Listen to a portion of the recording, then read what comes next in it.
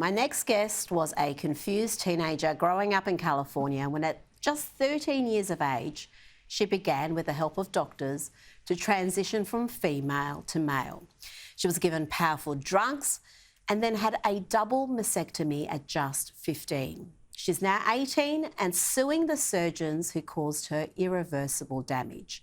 These doctors told her that her gender dysphoria would never be cured and that she would be at high risk of suicide unless she transitioned. She's now warning other children against undergoing the treatment she endured. I spoke to Chloe just a few hours ago. Now, Chloe, you were just 13 when you began transitioning from female to male. How easy was it to receive medical treatments to change your gender at such a young age? There was very little pushback, actually. The only physician who was involved in my transition who ever expressed any concern was actually an endocrinologist who I'd been referred to, and he said that he basically said that like I was too young to be going on the treatments and that there would be concerns for namely my brain development going forward, but he was the only person who really said this. And I mean, immediately afterward, I was referred to another endocrinologist who, after only about 2 or 3 appointments, was willing to give me the prescriptions for blockers and testosterone. Wow, testosterone. So it's incredible. And at just 15, they removed your healthy breast. You had a double mastectomy.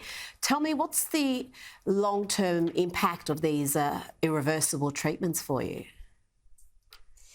I've had side effects from all three. I've had side effects from the puberty blockers, the cross-sex hormones, as well as the double mastectomy.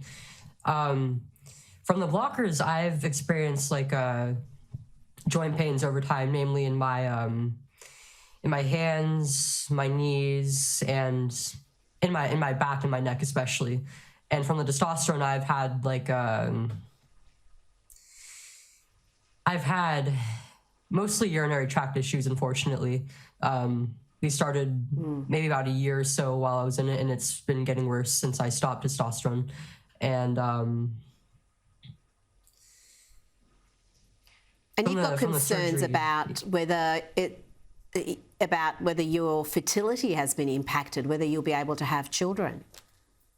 Yeah, I started very young, so I don't know whether I'll be able to conceive or if I'll be able to carry safely even.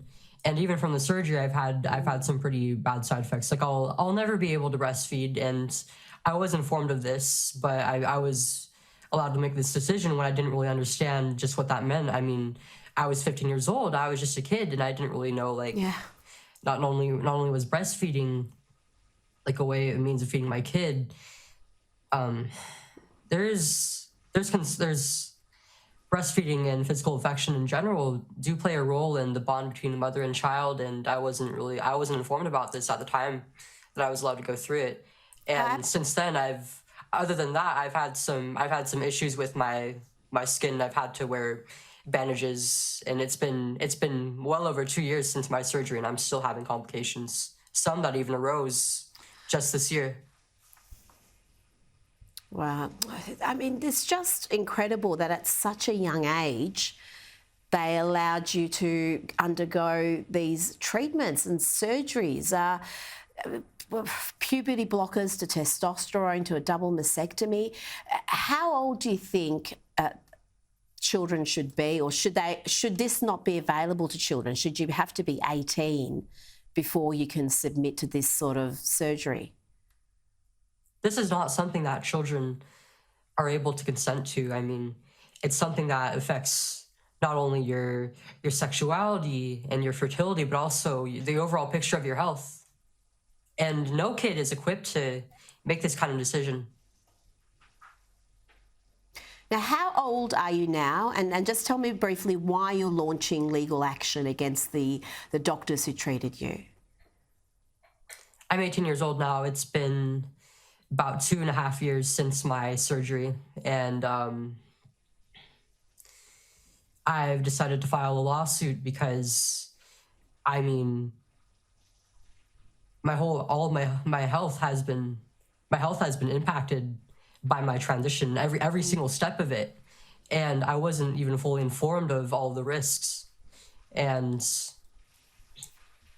I'm not the only one who is in this situation. I know there's a lot of other children who have transitioned and are suffering because of it. And I want to be able to create a precedent for other people who are in this situation to be able to seek justice for themselves as well. And hopefully to scare off other doctors from doing this to children. I can completely understand, given what you've experienced, and you've been so brave in speaking out about what you have endured, but instead of being supported, you've faced a really ugly backlash from some activists in this area. Tell me a little bit about that. Yeah, that actually started before I started really speaking out. I mean, as soon as I transitioned and I started talking about my regret, I lost a lot of my trans-identifying friends, and even friends who call themselves allies of LGBTQ people. And that's since multiplied as I've decided to speak out. And